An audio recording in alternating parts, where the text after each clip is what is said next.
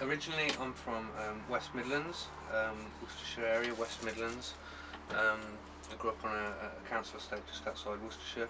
Not that I really think growing up on a council estate has affected too much the way I work or anything like that.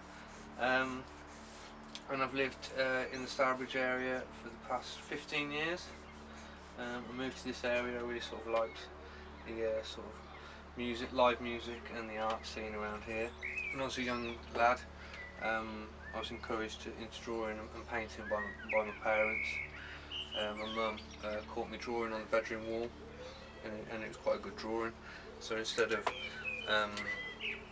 sort of telling me off for it, she encouraged me and bought me some pencils and pens and things like that, and encouraged me into it and got me into drawing, and entered me into colouring competitions and things like that as a kid. So and it was something that I had, it was a sort of private thing for me, and it gave me a time to be myself and stuff, and discover myself as a young child, I suppose.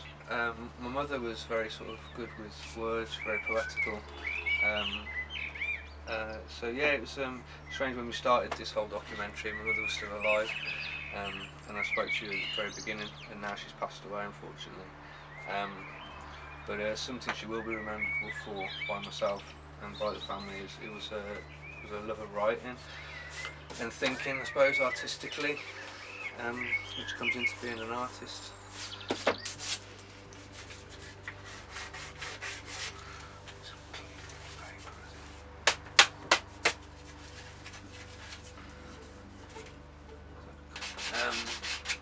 So I did a piece called "Mummy, How Can a Red Button Destroy the World?" And this is the sort of the continuation to it, I suppose.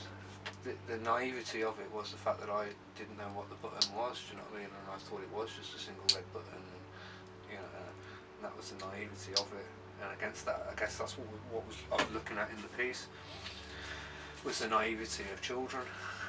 The naivety of yourself as a child, and how you perceive things, and what you consider a threat and a danger.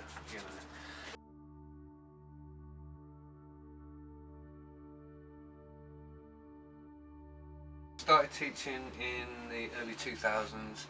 A friend, who later became a friend, asked me to do a big mural on the side of a building, side of a youth centre. And I said, yeah, it'd be a great job to do. So I did it, and then he asked me if I could involve the young people in the project. So I did, and I spent ages preparing a lesson and everything else like this, and got there, and all the preparation pretty much went out the window, and we just had fun and enjoyed it really. And then I didn't realise how much I would enjoy it. So now I don't teach for one organisation or one company or one school. I teach all around. I also teach people in rehabilitation from drug and alcohol misuse. I can't stop teaching. I enjoy it. It's one of those things. It's like skateboarding. You often think I might give up skateboarding, but I can't, because you just enjoy it once you get that bug for it. It's good. It's good to impart knowledge to other people, and to see people's reaction to stuff that you take for granted, I suppose. I stupidly think that everyone's a good artist, and I do believe that they are. They just don't realise it yet. So for me, it all seems pretty basic stuff. But it's good fun to get it out of other people, and to draw it out of them, and to draw an artistic sort of side to them they probably knew was already there, but they've never really been brave enough to have a look at. So yeah, it's a very positive thing. It's a rewarding thing. So I couldn't give that up.